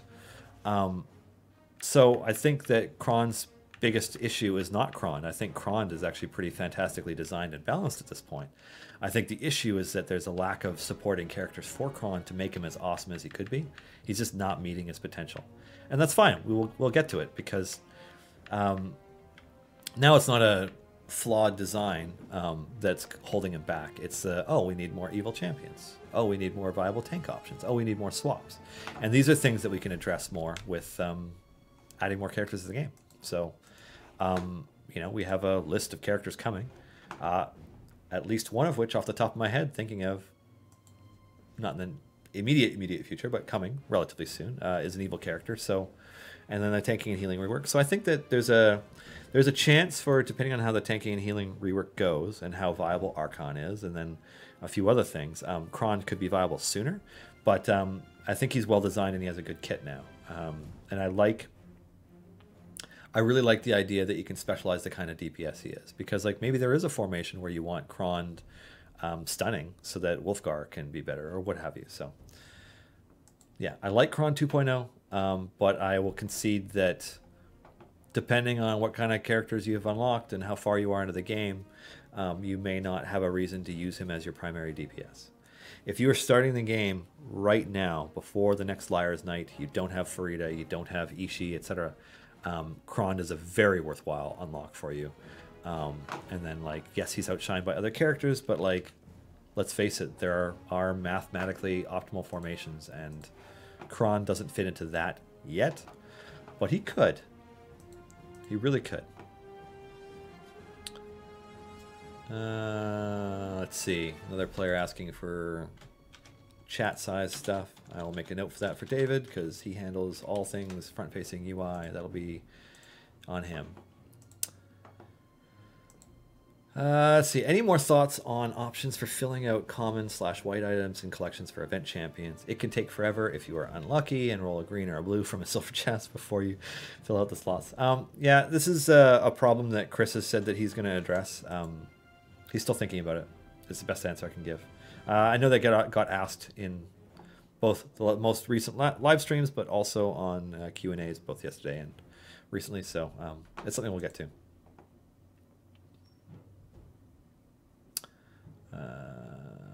Let's see. Dan Goodchild. Can slots default to or be set to default to the lowest cost champion in that slot? Some champions have drastically different costs, and if the expensive one is currently selected, we can't buy the less expensive one, even if we can afford it. What? I don't... Dan Goodchild, I have no idea what you're talking about. Yes, some champions in this particular bench slot cost different amounts, but you can still swap between them. So if you can't afford one, you can actually swap to that one. So I'm not sure I understand what you're saying. Sketch Monkey, hey, do we have more in-game links to those other shows when new codes can be gained? So we don't. We've been pretty sparing in terms of how often we use our notification for when those shows air. Obviously, we do High Rollers, we do Bin Win Plays, we do this show. I suppose we could have other ones as well, but it's just not something that's been on our radar. So I'm going to make a note for that for Clive, to talk to him about that possibility, because maybe it's something that we'll pursue, but I don't know.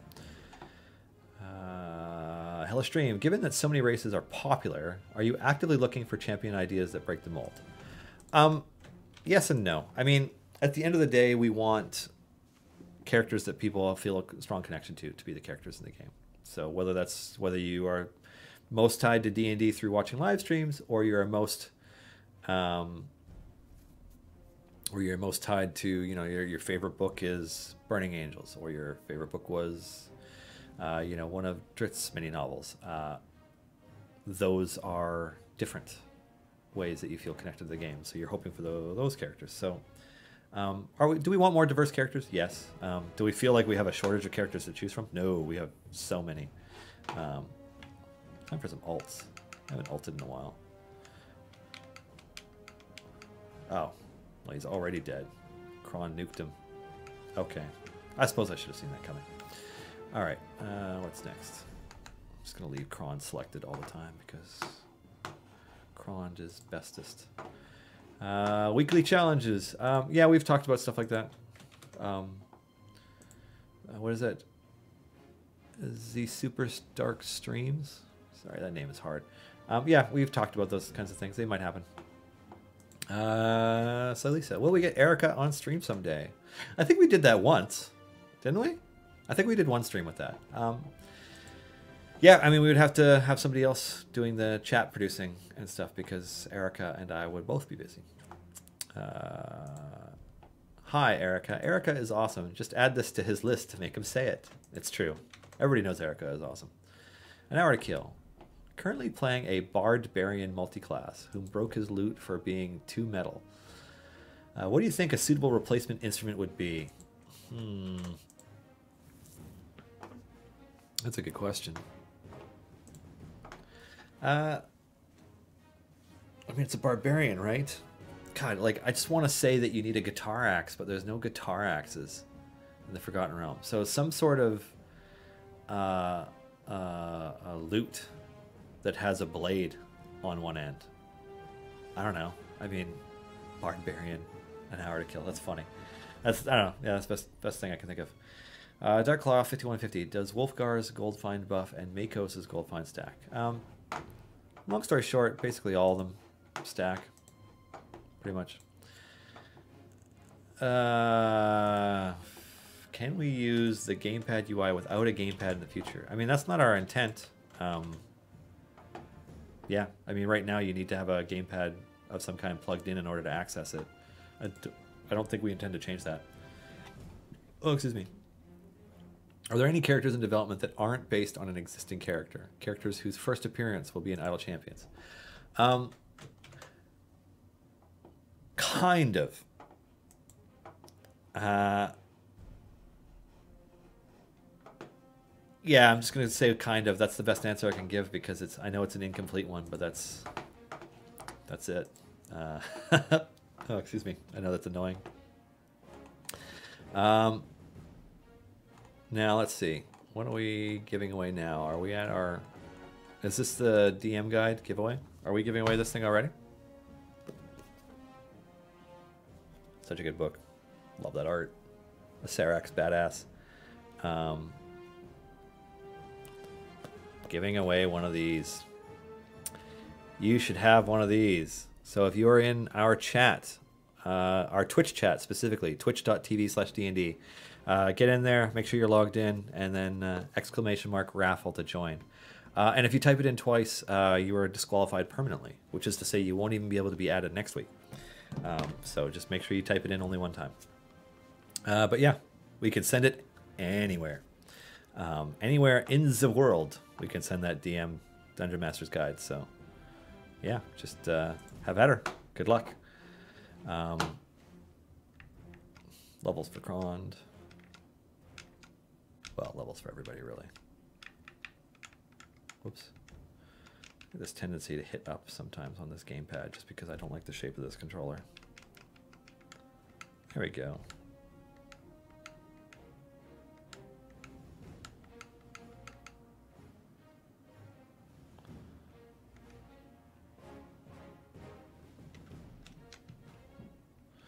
This is one of my favorite things. I can press and hold down the left trigger and it brings up this. It's like what their damage is and then the percentage of the damage of the party they're doing.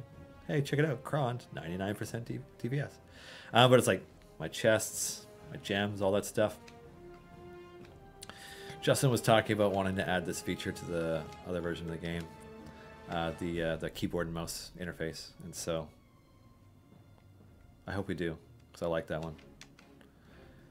It's also just because like the swing timer UI at the bottom of the characters and stuff isn't always easy to see, and this is just like, it's explicit. It's like, oh, that's how hard Krond's hitting. Okay, cool. Let's see. Oh, that was the end of the questions. Any plans to add the Konami code to the gamepad UI? Well, as you so elegantly pointed out, it's the Konami code. This isn't a Konami title. We can't add that. Yeah. Game needs more kobolds. There's already 2, actually. There are more kobolds than some other races. Yeah.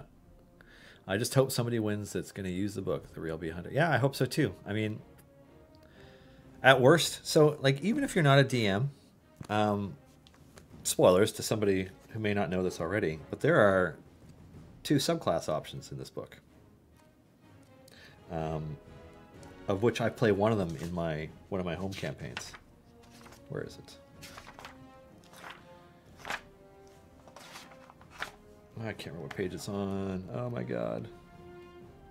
But basically, the Oathbreaker Paladin and the Death Domain Cleric are both included in here as potential villainous class options, but they're fun to play as players too. I really like playing my Death Cleric. It's awesome. He's not the goodest of characters, but he can do some cool stuff. An hour to kill. I feel like the words Sibildorf Puent haven't been said enough in the recent past. It's true. We like him. Sabathar, you wanted to know where... so in the gamepad UI, you can press and hold down the left trigger, and it will bring up this info. And this info is pretty awesome. And so it's pretty helpful in getting a very good snapshot of what's going on. It also does the enemies too, right? So yeah, that's something that Justin has said that he wants us to add to the actual game. Can you please demonstrate familiars using the gamepad UI? Oh god. I can. I don't know how well it works. Because the last time I saw the gamepad UI, there was a different familiar UI. So, all right. So here's the familiar menu, and then the slots where you can assign them are down here. So, for example, I have an unlocked boo, but like take the. Let's see. So the gift wrapped mimic. I give to Deacon. Calliope can have this fairy. Jarlaxle can have the gazer. Nayeli can have a bunny. Celeste can have a cat. Krond, fairy dragon. Minsk, dragon. Makos. Now I'm going to give him Juniper. That just seems wrong. Mage hand. Tyrell can have Juniper. So now they're assigned, and you can see them over their faces, and then when I exit the UI, they're down below, clicking on them and leveling them. Hope that clears it up. Yeah. The reason I was apprehensive about doing that is because the last time I tried the console UI, the familiars menu was not even close to done. So I'm like, I hope it's done in this one. So console gamepad UI. God, the Xbox controller UI, I should just call it. God. Anyways. Okay. I'm trying to think of what else. What else do I have to cover today? Interesting. Because we only have a few minutes left on this. Is the controller UI blocking in-game pop-ups? No. I just the controller UI doesn't have a gamepad UI, Xbox controller UI, whatever. It doesn't have a. I might bald under that hat. That's cheeky. It doesn't have an option for clicking on some of that user interface stuff. It's things that still need to be added, so I can't go over to click those menus down. So I just bring the mouse over and click on it right now. No, I'm not bald. You cheeky person, you. I just need a haircut. I have too much hair. So I mean, it's flat right now, but it's just like, it's long and kind of shaggy and unprofessional. So I just put a hat on instead.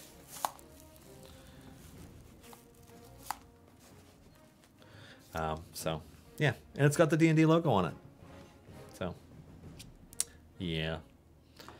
There is no raffle ban. It was a joke. You guys didn't catch that? Dylan has such a poker face.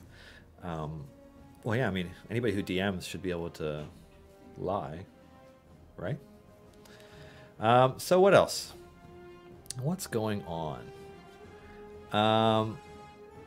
Don't re-enter the raffles. Enter the raffles once. Mir the Mad. Yeah, Mir the Mad is the one who won the DMG. I hope you don't have one already and that you need it. Yeah, it will be mailed from the Wizards of the Coast office. So I will pass the your information that you gave to Erica along to the people who will be sending you a book, and it'll get mailed out. Yeah. Anywho, what next? Oh, it's 2:52. Oh, I'm supposed to be wrapping up the show. Okay. Oh, it hasn't been one yet. Oh, what happened? Oh, I see. There was a typo. Okay. Enter the raffle now, and you will be able to get the. I see. Yeah, I did misread it, Garwar. That's just kind of what happens. And then there's like a 20-second delay, so it just gets worse.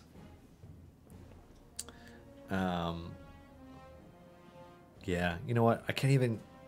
It's hard to even keep track of the chat because it goes by so quickly sometimes. So I'm just gonna stop messing that up because I'm clearly failing to pay attention to it. Congratulations to whomever won. I hope you like your shiny new Dungeon Master's Guide. It is an awesome book filled with brilliant knowledge, hard work, hopes, dreams, and of course, nightmares, the fuel of all DM campaigns. So, what's next? I think now would be a good time to start wrapping this up.